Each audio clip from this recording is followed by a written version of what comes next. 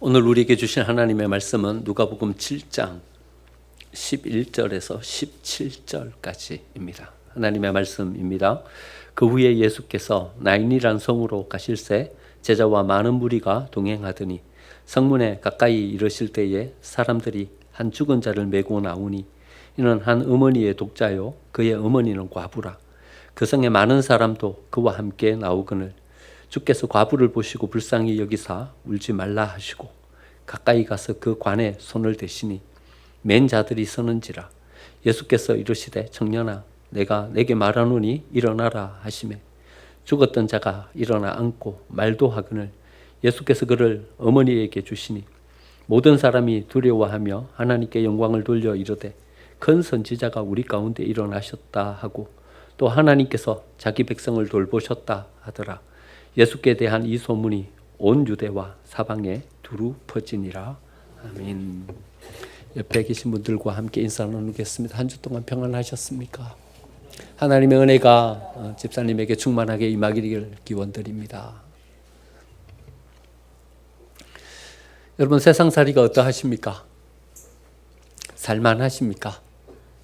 살만하다 이렇게 대답하신 분들은 별로 없으실 것 같습니다. 어렵고 힘듭니다. 세상살이가 그런 것 같습니다. 세상의 본질이 그런 것 같습니다. 속이고 함정 파놓고 다른 생각을 가지고 그래 우리를 둘러싸고 있는 것이 세상의 본질이다 생각합니다. 그래서 하나님은 이 세상을 멸하시기로 작정하십니다. 그래서 예수님으로 이 땅에 오셔서 우리를 구원하실 그런 구원의 계획을 가지고 오십니다. 우리가 세상을 바라볼 때 세상이 어떤 본성을 가진 대상인가, 세상은 어떤 곳인가 하는 것에 대한 우리의 안목과 통찰이 분명해야 한다 생각합니다. 세상은 믿을 대상이 아닙니다. 사랑해야 될 대상이고 구원해야 될 대상입니다. 신뢰하고 나아가야 될 대상은 아닙니다. 우리가 사랑하고 껴안고 함께 동행하면서 이끌고 가야 될 대상입니다. 이런 어떤 우리의 사명을 다하기 위해서 힘겹게 우리의 삶을 살아가는 우리들에게 예수님은 나오셔서 우리에게 힘을 주시고 은혜를 베풀어서 이 사명을 다하게 하시는 줄 믿습니다. 하지만 그럼에도 불구하고 우리는 이 세상의 삶을 살아가면서 이런 좌절과 절망을 경험하면서 살아갈 수밖에 없는 것이 우리의 삶입니다. 여러분 오늘 본문에서 나인성에서 나오는 한 행렬을 우리가 이렇게 바라보게 됩니다. 어떤 행렬입니까? 장래의 행렬입니다. 좌절과 절망에 사로잡힌 사람들이 거기에서 땅을 바라보면서 이제는 우리에게 아무런 희망이 없다, 절망이다 이런 마음으로 통곡하면서 나오고 있는 행렬입니다. 과부가 있었습니다. 그러니까 남편이 세상을 떠난 거죠. 그때의 남편이 세상을 떠났다는 것은 삶의 기둥이 무너진 것입니다. 중심이 없어진 것입니다. 그 사회는 남성 중심의 사회입니다. 아주 고대 사회입니다. 그러니까 이 가정의 중심이 되었던 남편이 세상을 떠나버리고 나면 생계가 막막해지게 되는, 더 이상 살아갈 수 있는 어떤 삶의 힘과 근거가 없어져 버리는 그런 삶을 그가 살아갑니다. 그러나 그럼에도 불구하고 하나 남은 아들, 그 아들이 있어서 거기에 희망을 걸고 이 여인은 살아갈 수 있었습니다. 남편은 세상을 떠났지만 이 아이를 내가 소망으로 삼고 잘 키워서 다시 이 세상 가운데 자리매김을 하고 내가 서리라 이 기대를 가지고 그의 삶을 살았을 것입니다. 그런데 이 아들이 세상을 떠나버립니다. 여러분 이런 절망이 어디 있습니까? 이런 좌절이 어디 있습니까? 이 여인이 하나님을 바라볼 때 여인은 그 하나님을 어떤 하나님이라고 생각하겠습니까? 마지막 남은 그 희망조차 앗아가 버리면 이 여인은 어떻게 이 삶을 살라고 하시는 겁니까? 여러분 숨 막히는 경험이라는 이야기를 합니다. 숨이 안 쉬어집니다. 이 여인이 아들이 죽은 이 상황 가운데서 숨이 쉬어졌을까? 숨이 쉬어졌을까? 지난 한 주간을 보내면서 이런 경험을 했습니다. 교회 상황을 바라보면서 숨이 쉬어지질 않습니다. 하나님이 도대체 이런 희망과 이런 소망을 가지고 한 걸음으로 나온 우리 교회가 이것을 어떻게 헤쳐가라고 이런 절망을 우리에게 허락해 주시는지 숨이 쉬어지질 않았습니다. 그런데 인도네시아에서 지난 주일 점심 먹고 났는데 소식이 왔어요. 소식이 왔는데 두 번째 출혈이 왔다는 거예요. 의식이 없다. 제가 저희 아버지 봐서 잘 알거든요. 두 번째 출혈이 오면 어떻게 되는 상황인 것을. 마음이 답답해져 오는데 자리에 앉아 있을 수도 없고 일어설 수도 없고 숨이 쉬어지지 않는 것이 어떤 것인지를 알게 됐어요. 어머니 가서 위로해드리고 어머니를 잘 다독여 놓고 난 다음에 도저히 여기 있을 수가 없어서 인도네시아로 갔어요. 가서 보니까 어떤 의료 행위도 할 수 있는 환경이 못 돼요. 한국에 있었으면 1시간이면 끝날 시술이었어요. 그런데 아무런 장비도 없고 그런 기술을 가진 사람도 없는 거예요. 죽어가는 모습을 이렇게 쳐다만 보고 있는 거예요. 옮겨 놓을 수도 없고 어떻게 할 수도 없는 좌절과 절망이 딱 앞에 나서는데 숨이 안 쉬어지더라고요. 숨이 안 쉬어지더라고요. 돌아오는 비행기 안에서 말씀을 묵상하는데 이 과부의 마음이 이렇게 저의 마음 가운데 고스란히 느껴지는 거예요. 숨이 쉬어질까? 어떤 마음을 가지고 그 장례의 행렬을 이 여인은 따라가고 있을까? 그냥 살아있으니 따라가는 거지. 어떤 희망과 어떤 소망을 가지고 지금 그 여인이 여기 소망을 가지고 서 있겠습니까? 그 여인이 서 있는 자리는 아무것도 바라볼 것이 없는, 그저 주어지는 대로 그 삶을 추적추적 뒤쫓아가는 그런 삶에 불과했을 것입니다. 여기 이런 행렬이 이렇게 자리하면서 나인성에서 좌절과 절망을 안고 나오고 있습니다. 그런데 저쪽 가버나움에서요, 나인으로 가는 이 외길, 가버나움에서 나인성으로 가는 길은 외길입니다. 한 길밖에 없습니다. 그런데 저쪽에서 또 다른 행렬이 이렇게 나오고 있습니다. 누군가 하면 예수님과 제자들입니다. 예수님과 제자들이 가는 그 길은요, 모든 것이 다 회복되고 모든 것이 다 생명의 역사로 일어납니다. 죽은 사람에게 나아가면 예수님이 은혜로 그 사람을 살려냅니다. 병든 사람에게 나아가면 예수님이 그 능력으로 그 병을 치유해 주십니다. 무질서한 곳으로 그 예수님이 나아가면 모든 것이 질서정연해집니다.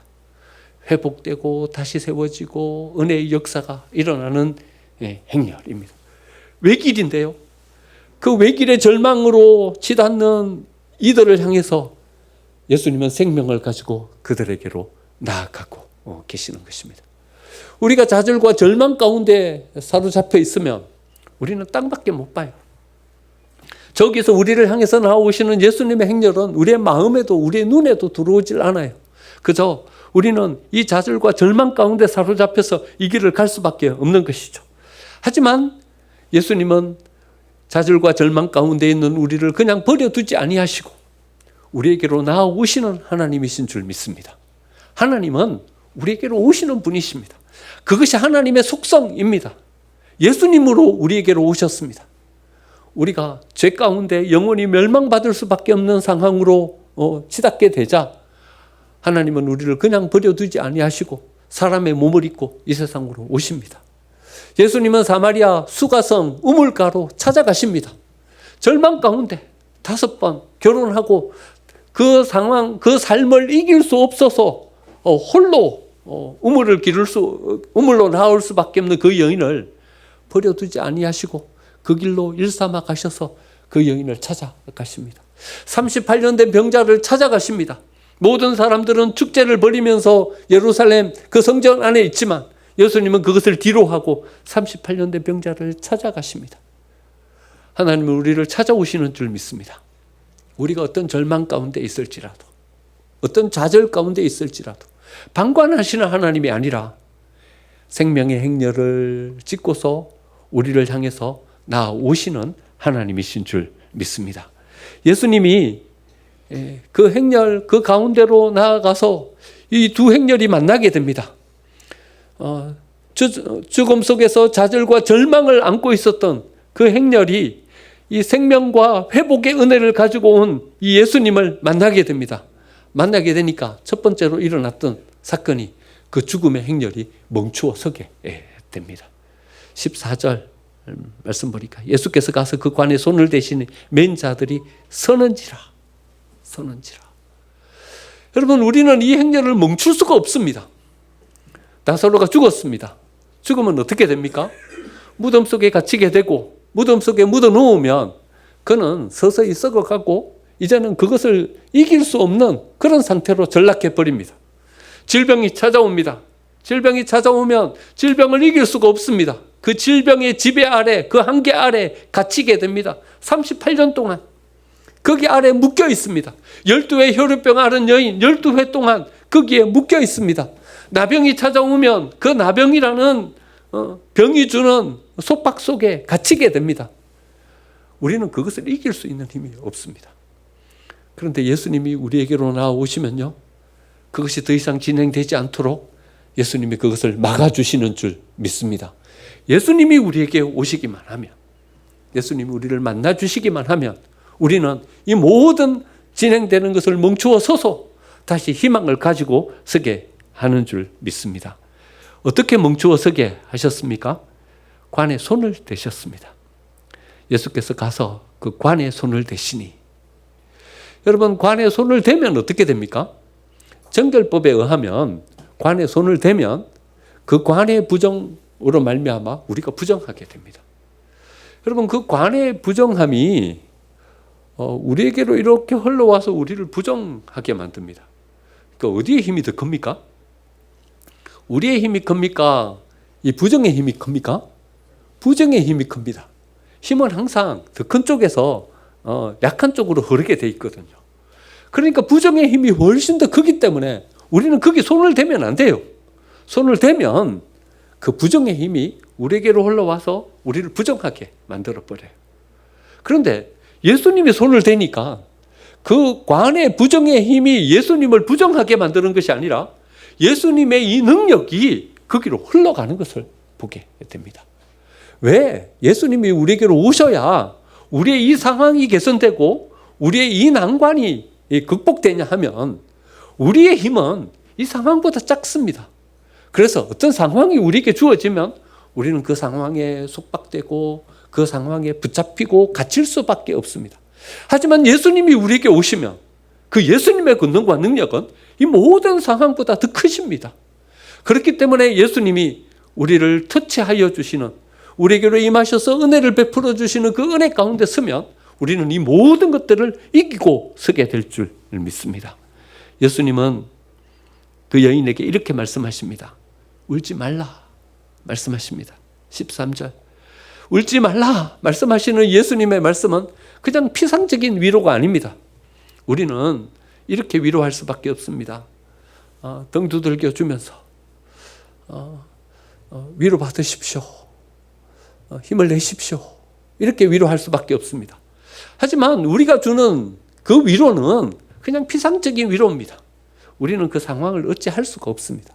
하지만 예수님이 그 여인을 향해서 울지 마라 라고 말씀하시는 이 선포는 이제는 내가 너로 하여금 울지 않아도 되게 만들어 주겠다라고 말씀하시는 그 선포입니다. 그 여인이 울 수밖에 없는 그 상황, 그 여건, 그 환경을 예수님의 그 권능으로 고쳐주시겠다 말씀하시는 그 선포입니다. 예수님은 우리의 눈에서 눈물을 닦아주시는 분이십니다. 우리에게로 오셔서 모든 상황을 새롭게 해주시는 그 예수님의 능력을 믿는 믿음으로 우리는 다시 일어서야 합니다. 14절에서는 이렇게 말씀하십니다. 내게 말하노니 일어나라 말씀하십니다. 일어나라 말씀하시는 이 말씀은 성경에는 이렇게 말씀하십니다. 그 청년에게, 청년아 내가 네게 말하노니 일어나라 말씀하십니다. 그런데 죽은 청년이 어떻게 일어납니까? 죽었는데 어떻게 일어납니까? 갇힌 지 나흘이나 지난 나사로를 향해서 말씀하십니다. 나사로야 나오너라 말씀하십니다. 죽은 나사로가 어떻게 나갑니까? 이미 죽은 지 나흘이나 지나서 살이 썩고 장기가 다 썩어버렸는데, 그러니까 예수님이 말씀하신 이 선포는 그 청년을 향한, 나사로를 향한 선포가 아니라 이 선포입니다. 죽음을 향한 선포입니다. 세상에 우리를 죽음으로 몰아넣을 수밖에 없는 좌절과 절망의 환경을 향한 선포입니다. 죽음을 향하여서 이렇게 선포하고 계시는 것입니다. 죽음아, 내가 명하노니 그 청년을 놓아라. 이렇게 말씀하시는 것입니다.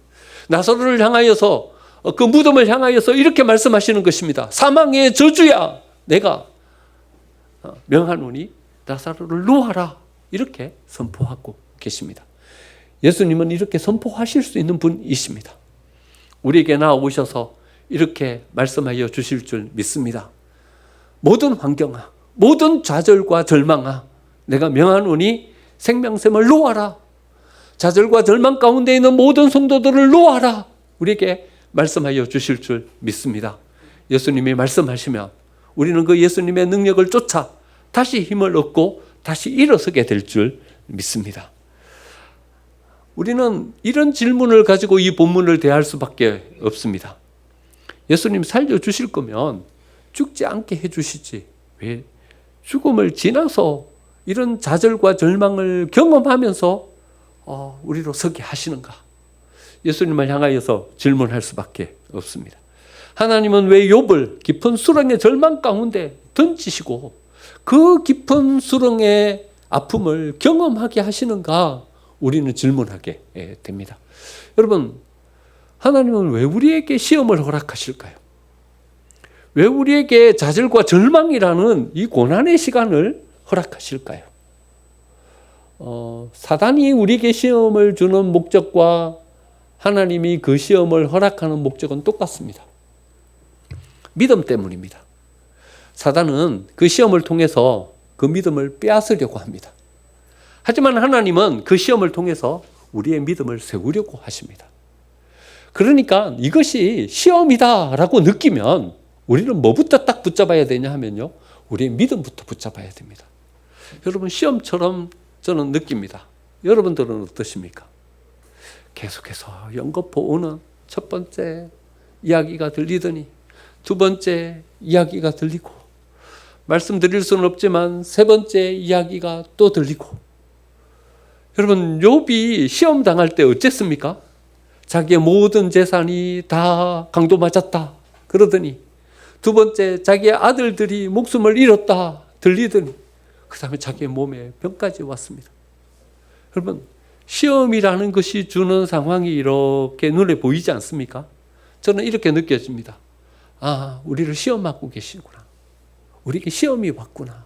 이렇게 느껴집니다. 여러분, 우리가 이 모든 상황을 바라볼 때 이런 어떤 영적인 안목을 가지고 이것을 바라보는 이 믿음의 안목이 필요합니다. 여러분, 그 상황에만 붙잡혀 계시면 안 됩니다. 우리가 직면하고 있는 것을 논리로, 어떤 생각으로 거기에서 뭔가 해답을 찾으려고 하면 안 됩니다. 시험이라는 것은 우리의 논리로 설명할 수 없습니다. 여러분, 욥의 상황을 어떻게 이해할 수 있게 어떻게 설명이 됩니까? 시험인 것입니다. 시험이 왔을 때 우리는 믿음을 붙잡아야 합니다. 사단은 우리에게 있는 그 믿음을 빼앗으려고 합니다. 시험이라는 상황을 통해서, 하지만 하나님은 우리의 믿음을 세워가려고 합니다. 여러분, 어떤 믿음입니까? 어떤 믿음입니까? 첫 번째는 하나님의 존재에 대한 믿음입니다. 시험이 닥치면 우리 안에 어떤 의심부터 드느냐 하면 이 의심부터 듭니다. 하나님이 계시기는 한 건가? 하나님이 계시기는 한 건가? 하나님이 이 상황 가운데 개입하셔서 무슨 일을 하시기는 하는 건가? 저 멀리서 팔짱 끼고 서서 그냥 우덕하니 지켜보고 계시는 분은 아닌가? 이런 생각이 듭니다. 여러분, 하나님이 저 멀리 동떨어져 있는 것 같습니다. 우리의 삶에 개입하지 않으시는 것 같습니다. 하지만 사단은 우리에게 이런 마음을 계속 주면서 하나님에게로부터 우리의 거리를 자꾸 멀리 동떨어지게 멀게 띄웁니다. 사단의 의도입니다.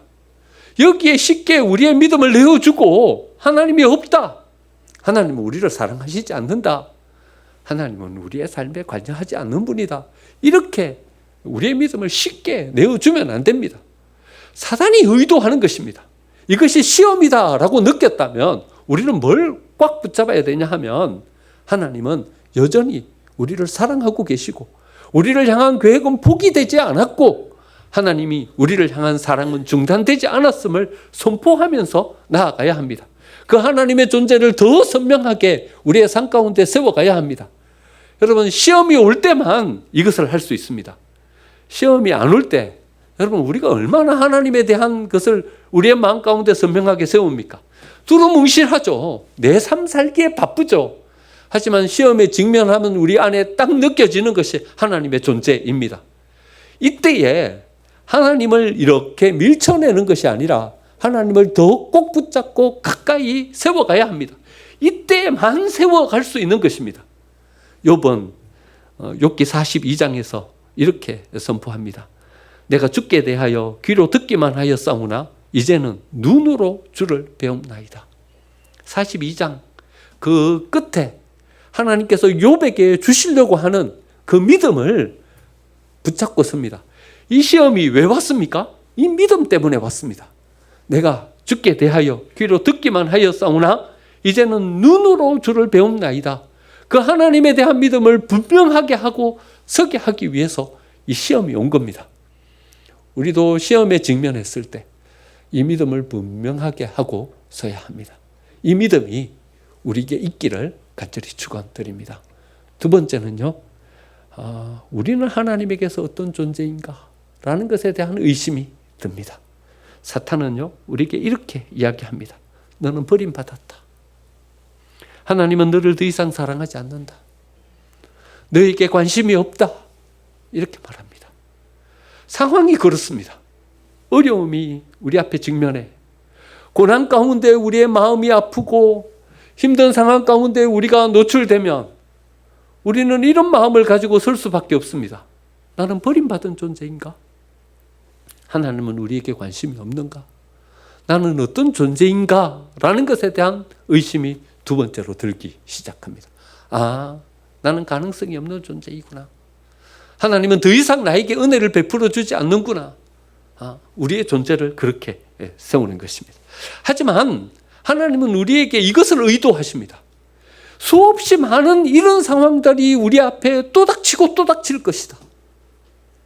이번 한 번뿐만 아니라 우리가 세상을 살아가는 한 이 세상은 이런 좌절과 절망을 계속해서 우리에게 줄 것이다. 하지만 이런 좌절과 절망이 올 때마다 나는 형편없는 존재이다. 나는 사랑받지 못한 존재이다.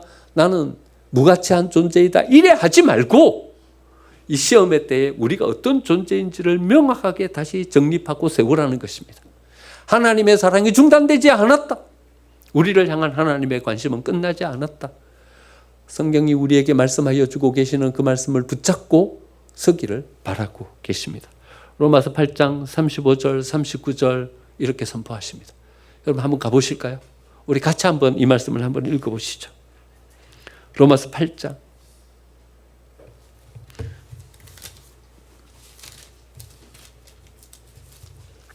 35절에서 39절입니다.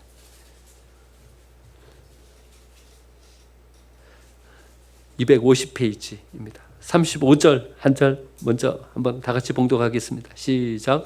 누가 우리를 그리스도의 사랑에서 끊으리요? 환난이나 공고나 박해나 기근이나 적신이나 위험이나 칼이랴. 여러분 성경이 뭐라고 말씀하십니까? 누가 우리를 그리스도의 사랑에서 끊겠냐? 하나님은 우리가 어떤 상황 가운데 놓여 있을지라도 그때라도 우리를 향한 사랑은 끊어지지 않는다. 우리에게 선포하고 계십니다. 36절 이렇게 말씀하십니다. 우리가 종일 주를 위하여 죽임을 당하게 되며 도살당할 양같이 여김을 받았나이다. 우리의 상황이 어떤 상황이라고요? 도살당할 양같이 여김을 받는 그 상황 가운데, 죽음 앞에 직면한 그 상황 가운데 우리가 극복할 수 없는 좌절과 절망, 그 상황 가운데 놓여 있을지라도 이런 상황 가운데 놓여지면 우리는 버림받은 존재라는 이런 마음이 우리 마음 가운데 찾아온다는 거죠. 사단은 계속해서 우리에게 그렇게 선포하고 그렇게 이야기한다는 거죠. 하지만 성경이 우리에게 어떻게 이야기하고 있는지 이 말씀을 우리는 붙잡고 이 말씀을 기억해야 합니다. 37절부터 39절까지 같이 봉독하겠습니다. 그러나 이 모든 일에 우리를 사랑하시는 이로 말미암아 우리가 넉넉히 이기느니라.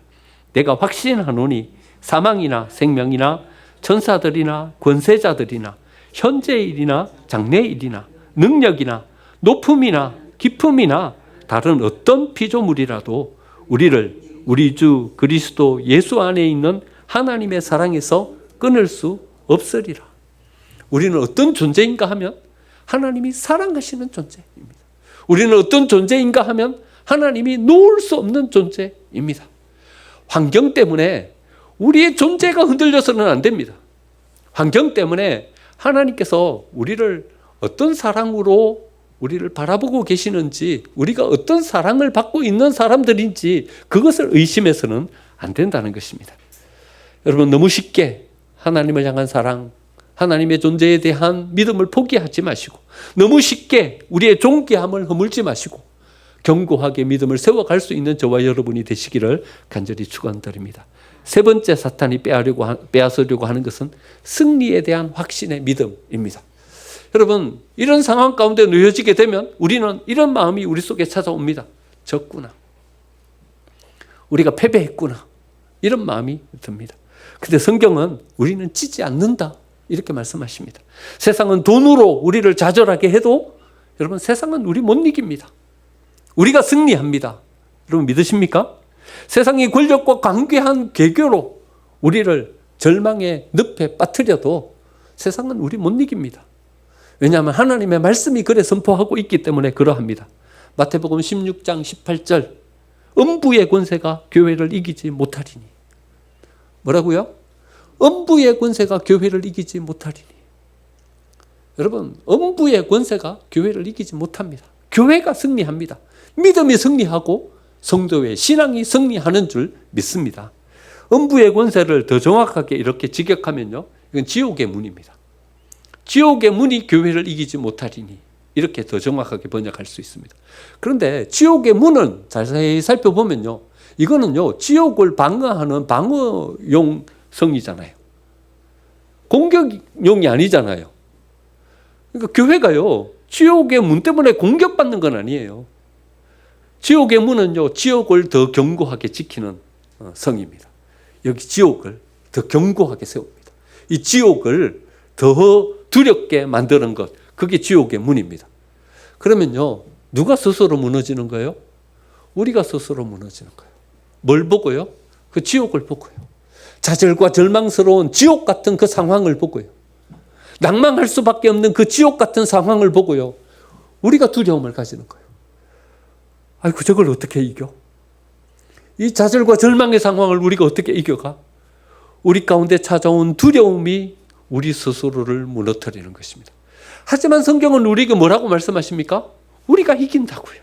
로마서에서 뭐라고 말씀하셨습니까? 우리 방금 이겼잖아요. 같이 읽었잖아요. 우리가 승리한다고요. 우리가 승리한다고요. 여러분, 요한계시록을 읽어보면요 되게 난이하고 어려워요. 대접의 재앙, 나팔의 재앙, 여러 가지 어려움들이 일곱 교회에 또 성도들에게 닥쳐요. 그런데요 대접의 재앙 끝날 때쯤 마지막 부분에 뭐가 나오냐 하면요 성도의 승리가 나와요. 나팔의 재앙 끝날 때쯤 마지막 부분에 뭐가 나오냐 하면요 교회의 승리가 나와요. 여러분, 요한계시록은 되게 어려운 책이지만 한 가지 명확한 것을 우리에게 보여줍니다. 뭘 보여주냐 하면요 교회가 이긴다. 믿음이 승리하고 성도가 이긴다. 그것을 우리에게 보여줍니다. 여러분, 우리가 승리하게 될 줄 믿습니다. 사단은 이것을 빼앗아 가려고 합니다. 니네 졌다. 니네 졌다. 이래 말합니다. 포기해라. 이래 말합니다. 하지만 성경은 우리에게 뭐라고 말씀하십니까? 니네 안 졌다. 마침내는 니네가 이긴다. 교회가 이긴다. 성도의 믿음이 이긴다. 이렇게 우리에게 선포해주고 계십니다. 우리가 붙잡아야 될 세 번째 믿음은요 우리가 승리하게 된다는 믿음입니다. 하나님께서 승리하게 하는 자가 승리합니다. 하나님께서 주신 그 은혜를 우리가 붙잡고 갈 때 우리가 이 모든 어려움을 이기고 승리하게 될 줄 믿습니다. 우리는 어떤 존재입니까? 하나님께서 사랑하는 존재입니다. 우리를 구원하기 위해서 십자가 위에서 자기 생명을 버리시면서까지 우리를 세워가려고 하는 존재입니다. 우리는 어떤 공동체입니까? 하나님이 피로 값주고 사신 교회입니다. 세상의 강교한 술수가, 세상의 어떤 재물이 우리 교회를 흔들 수 있습니까? 교회를 무너뜨릴 수 있습니까? 그런 어떤 술수와 그런 늪으로 우리 교회가 잠깐 터덕할 수는 있지만 교회가 승리하게 될 줄 믿습니다. 이 믿음 가지고 나아가면 하나님께서 마침내 저쪽 반대편에서 생명의 행렬을 가지고 우리에게 나오셔서 우리가 나아간 좌절과 절망을 멈추어 서게 하시고 그 생명의 은혜로 우리를 다시 세워주실 줄 믿습니다. 이 은혜로 넉넉하게 이 고난의 시간을 지나가고 하나님이 주신 승리를 우리의 삶 가운데 누릴 수 있는 우리 생명샘교회가 되고 또 저와 여러분이 되시기를 간절히 축원드립니다. 아멘.